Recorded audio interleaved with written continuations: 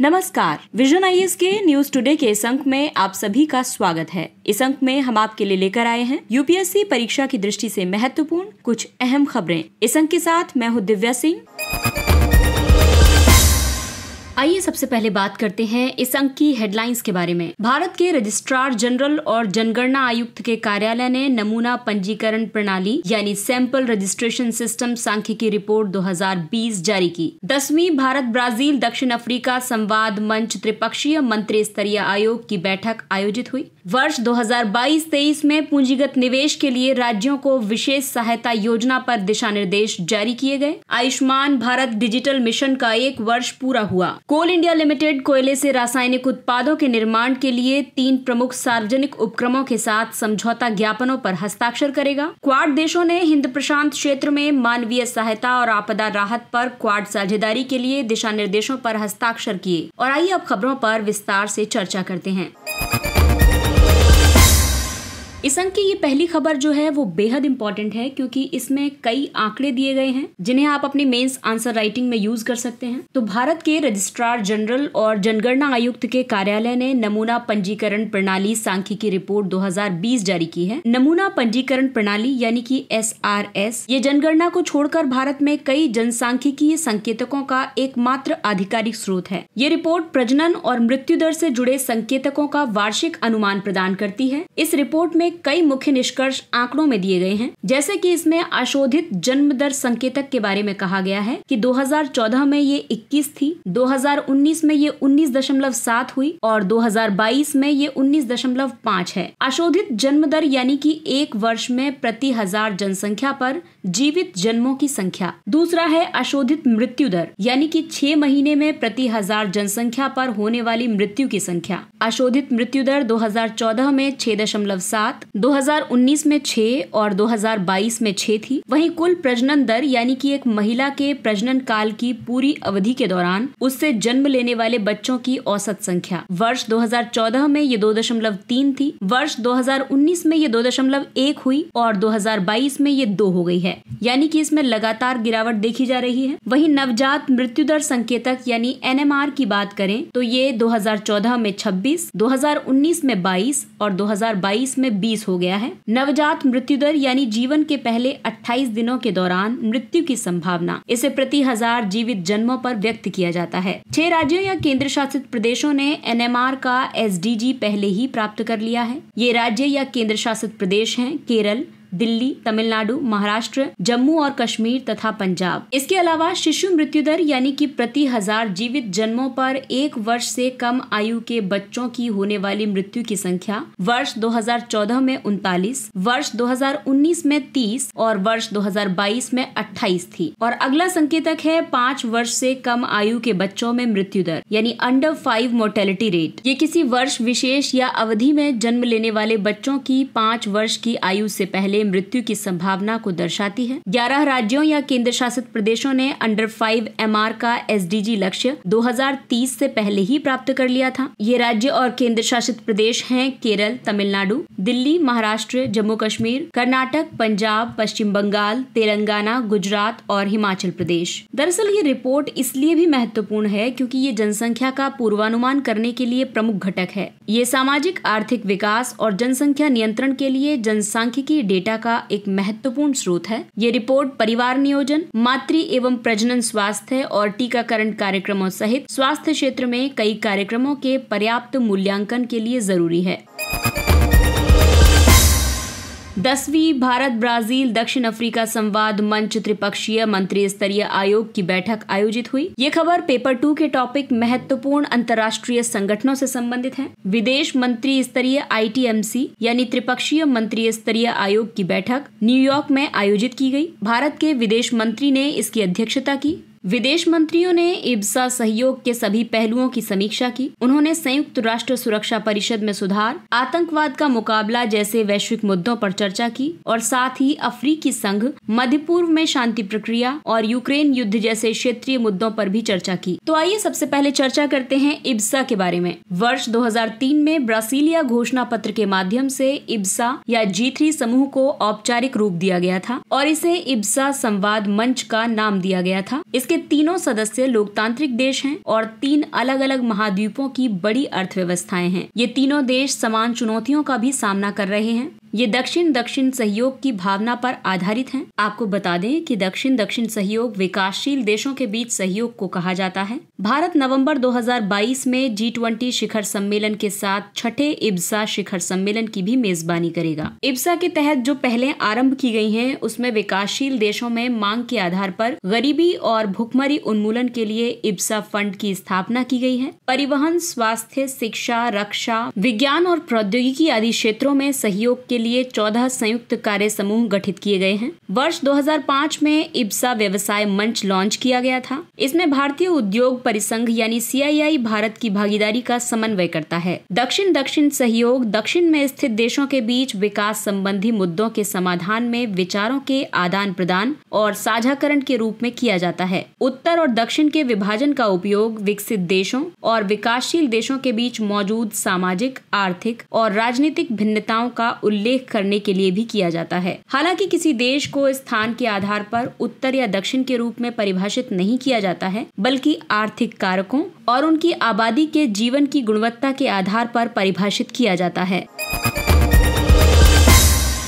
वर्ष 2022-23 में पूंजीगत निवेश के लिए राज्यों को विशेष सहायता योजना पर दिशा निर्देश जारी किए गए। ये योजना वर्ष 2021-22 में शुरू की गई थी। इस योजना के तहत राज्यों को पूंजीगत निवेश परियोजनाओं के लिए 50 वर्षों के लिए ब्याज मुक्त ऋण प्रदान किया जाता है। वित्त वर्ष 2022-23 के लिए राज्यों को कुल 1 लाख करोड़ रुपए की वित्तीय सहायता दी जाएगी। इस विशेष सहायता योजना के तहत दिया जाने वाला ऋण वित्तीय वर्ष 2022-23 के लिए राज्यों को अनुमत सामान्य उधार सीमा से ज्यादा होगा। इस ऋण को उसी वर्ष खर्च किया जाना जरूरी है। यदि कोई राज्य निर्धारित अवधि के भीतर धनराशि का उपयोग नहीं करता है, तो ये राशि दूसरे राज्य को आवंटित की जा सकती है। पूंजीगत कार्यों के लिए PM गति शक्ति मास्टर प्लान को प्राथमिकता मिलेगी।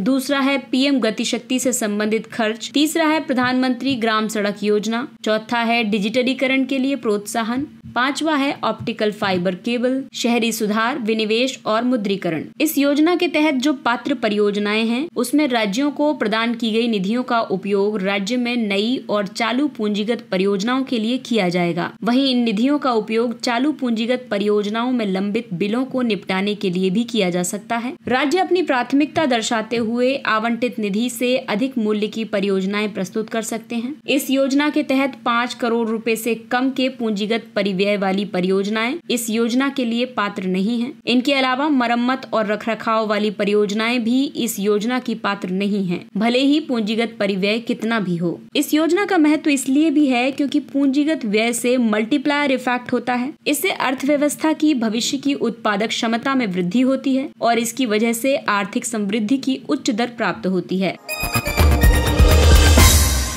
आयुष्मान भारत डिजिटल मिशन का 1 वर्ष पूरा हुआ। आयुष्मान भारत को वर्ष 2021 में शुरू किया गया था। इसका लक्ष्य देश की एकीकृत डिजिटल अवसंरचना का समर्थन करने के लिए जरूरी आधार विकसित करना है। आयुष्मान भारत डिजिटल मिशन एक केंद्रीय क्षेत्र की योजना है। इसे स्वास्थ्य और परिवार कल्याण मंत्रालय के तहत 5 वर्षों के लिए शुरू किया गया है। आयुष्मान भारत डिजिटल मिशन के घटकों की बात करें तो इसमें आभा संख्या जारी की जाती है, यानी आयुष्मान भारत स्वास्थ्य खाता।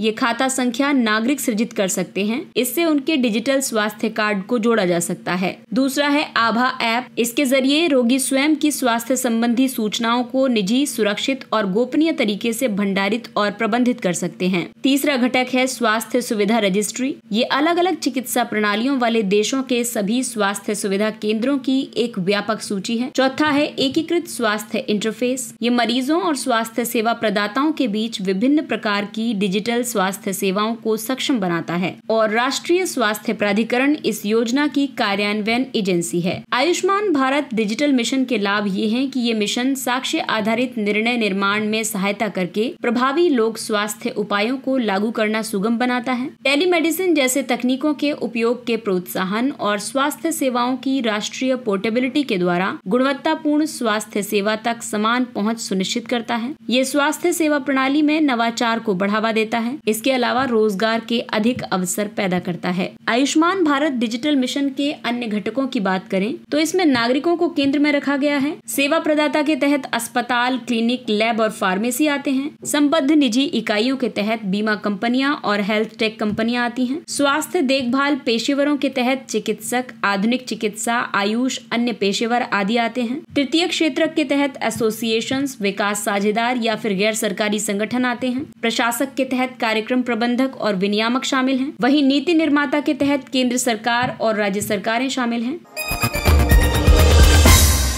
कोल इंडिया लिमिटेड कोयले से रासायनिक उत्पादों के निर्माण के लिए 3 प्रमुख सार्वजनिक उपक्रमों के साथ समझौता ज्ञापनों पर हस्ताक्षर करेगा। कोयले से रासायनिक उत्पादों के निर्माण के लिए Coal India limited, Bharat heavy electricals limited, Indian oil corporation limited और भारतीय गैस प्राधिकरण लिमिटेड गेल इंडिया के साथ समझौता ज्ञापनों पर हस्ताक्षर करेगा। 4 भूतल कोयला गैसीकरण परियोजनाओं की स्थापना की जाएगी। इन परियोजनाओं के माध्यम से कोयले से रासायनिक उत्पाद निर्माण की परियोजनाओं की स्थापना का मार्ग प्रशस्त होगा। इससे कोयला मंत्रालय को वर्ष 2030 तक 100 मिलियन टन कोयले के गैसीकरण के लक्ष्य को प्राप्त करने में मदद मिलेगी। SCG तकनीक के माध्यम से कोयले को सिन गैस यानी सिंथेटिक गैस में बदला जाता है। इसे आगे मूल्यवर्धित रसायनों के उत्पादन के लिए संसाधित किया जाता है। इसके अंतिम उत्पादों में शामिल है डाई मिथाइल ईथर, सिंथेटिक प्राकृतिक गैस और अमोनियम नाइट्रेट। इन सभी उत्पादों को फिलहाल आयातित प्राकृतिक गैस से या फिर कच्चे तेल का इस्तेमाल करके उत्पादित किया जाता है। इससे भारत को अपने आयात बिल को कम करने में मदद मिलेगी। आपको बता दें कि कोयले का गैसीकरण ऐसी प्रक्रिया है जिसमें कोयले को नियंत्रित परिस्थितियों में वायु, ऑक्सीजन, भाप या कार्बन डाइऑक्साइड द्वारा आंशिक रूप से ऑक्सीकृत किया जाता है। इसे सिन गैस का उत्पादन करने के लिए ऑक्सीकृत किया जाता है। सिन गैस को सिंथेसिस गैस या फिर प्रोड्यूसर गैस के रूप में भी जाना जाता है। यह hydrogen, methane, carbon monoxide, carbon dioxide, जल वाष्प आदि का मिश्रण होती है। हालांकि कोयला गैसीकरण से जुड़ी अन्य चिंताएं भी हैं।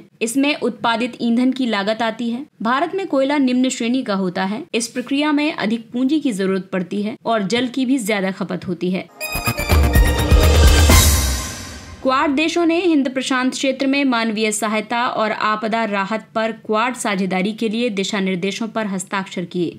इस साझेदारी का उद्देश्य हिंद प्रशांत क्षेत्र में मौजूद सुभेद्यताओं को देखते हुए जरूरी कदम उठाना है। इसके अलावा ये दिशा निर्देश क्वाड भागीदारों के लिए इस क्षेत्र में उनकी आपदा रोधी कार्रवाइयों के समन्वय के लिए एक समर्पित ढांचे के रूप में भी कार्य करेंगे। ये दिशा निर्देश मानवीय सहायता और आपदा राहत परिचालन के लिए उनके संसाधनों और भौतिक क्षमताओं, अंतर संचालनीयता और परिचालन संबंधी तालमेल में वृद्धि करेंगे। ऑपरेशन संबंधी कार्रवाई मानवता, तटस्थता और निष्पक्षता के मूल सिद्धांतों द्वारा निर्देशित होगी। इन मूल सिद्धांतों का उल्लेख मानवीय सहायता के प्रावधानों पर संयुक्त राष्ट्र महासभा के संकल्प 46/182 में किया गया है। इन दिशा निर्देशों में लैंगिक शोषण, दुर्व्यवहार और उत्पीड़न से निपटने में लापरवाही के प्रति जीरो टॉलरेंस का आह्वान किया गया है। चतुष्पक्षीय सुरक्षा संवाद यानी क्वाड भारत, संयुक्त राज्य अमेरिका, ऑस्ट्रेलिया और जापान का एक अनौपचारिक संगठन है। क्वाड के मुख्य उद्देश्य हैं: एक नियम आधारित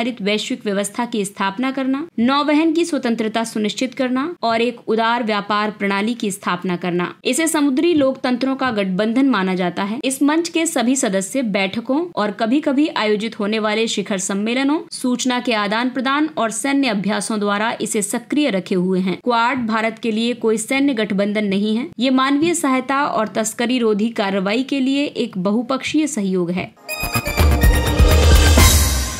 और आइए बात करते हैं कुछ अन्य महत्वपूर्ण सुर्खियों के बारे में। कैरिबियन समुदाय यानी कैरिकॉम हाल ही में न्यूयॉर्क में संयुक्त राष्ट्र महासभा के साथ साथ भारत और कैरिकॉम के विदेश मंत्रियों की चौथी बैठक का भी आयोजन संपन्न हुआ। कैरिकॉम या कैरिबियन समुदाय या कैरिबियन कम्युनिटी और साझा बाजार 20 कैरिबियाई देशों का एक क्षेत्रीय समूह है। इस समूह में 15 सदस्य देश और 5 सहयोगी देश शामिल हैं। इसे वर्ष 1973 में चेगु आरामास की संधि के माध्यम से स्थापित किया गया था। हालांकि वर्ष 2002 में एकल बाजार और एकल अर्थव्यवस्था के रूप में स्थापित करने के लिए इसमें संशोधन किया गया था। कैरिकॉम के 4 मुख्य स्तंभ हैं: आर्थिक एकीकरण, विदेश नीति समन्वय, मानव और सामाजिक विकास तथा सुरक्षा।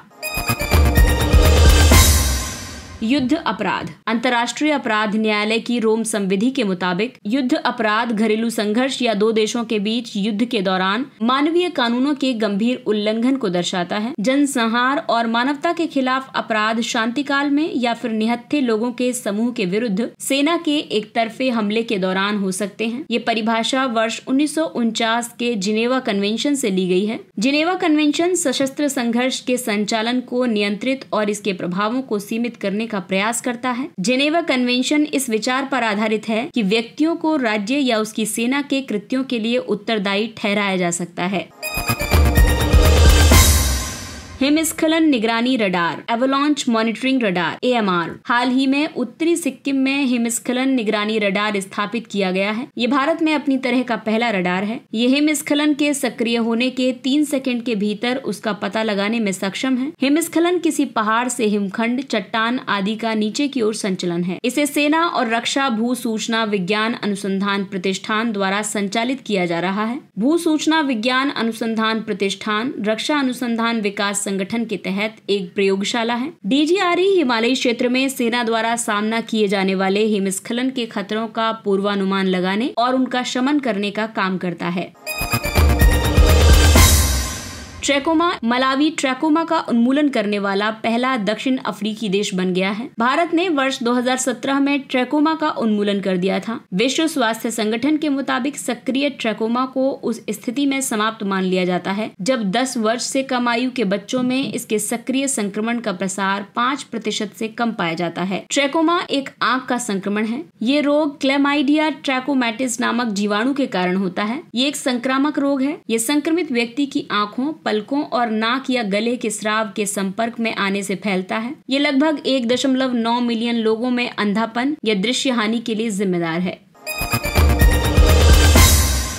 विश्व डोपिंग रोधी एजेंसी वाडा। विश्व डोपिंग रोधी एजेंसी वाडा ने मारिजुआना यानी भांग को प्रतिबंधित पदार्थों की सूची में बरकरार रखा है। वाडा से इसे प्रतिबंधित पदार्थों की सूची से हटाने का अनुरोध किया जा रहा था। मारिजुआना कैनबिस सैटिवा या कैनबिस इंडिका नामक पौधे के सूखे पत्तों, फूलों, तनों और बीजों का मिश्रण है। वाडा एक अंतर्राष्ट्रीय स्वतंत्र एजेंसी है। इसकी स्थापना वर्ष 1999 में की गई थी। इसका लक्ष्य विश्व डोपिंग रोधी संहिता के माध्यम से डोपिंग मुक्त खेल सुनिश्चित करना है। इसके द्वारा प्रतिबंधित पदार्थों की एक सूची जारी की जाती है। इसमें यदि कोई पदार्थ 3 में से कम 2 मानदंडों को पूरा करता हो तो उसे प्रतिबंधित कर दिया जाता है, जैसे कि वो खेल प्रदर्शन बढ़ाने की क्षमता रखता हो, ये एथलीट के लिए एक वास्तविक या संभावित स्वास्थ्य जोखिम उत्पन्न करता हो, या फिर ये खेल भावना का उल्लंघन करता हो।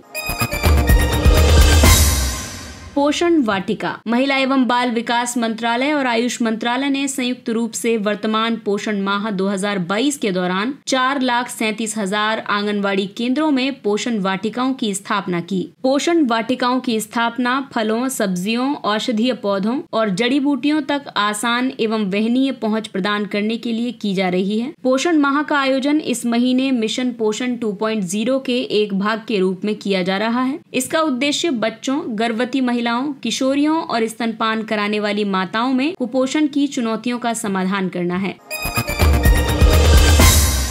आयुष स्वास्थ्य योजना। आयुष स्वास्थ्य योजना एक केंद्रीय क्षेत्र की योजना है। इसके उद्देश्य हैं सामुदायिक स्वास्थ्य देखभाल को बढ़ावा देने के लिए प्रामाणिक मान्य आयुष हस्तक्षेपों की शुरुआत करना और प्रतिष्ठित एवं एलोपैथी संस्थानों में आयुष चिकित्सा स्वास्थ्य इकाइयों की स्थापना के लिए सहायता प्रदान करना।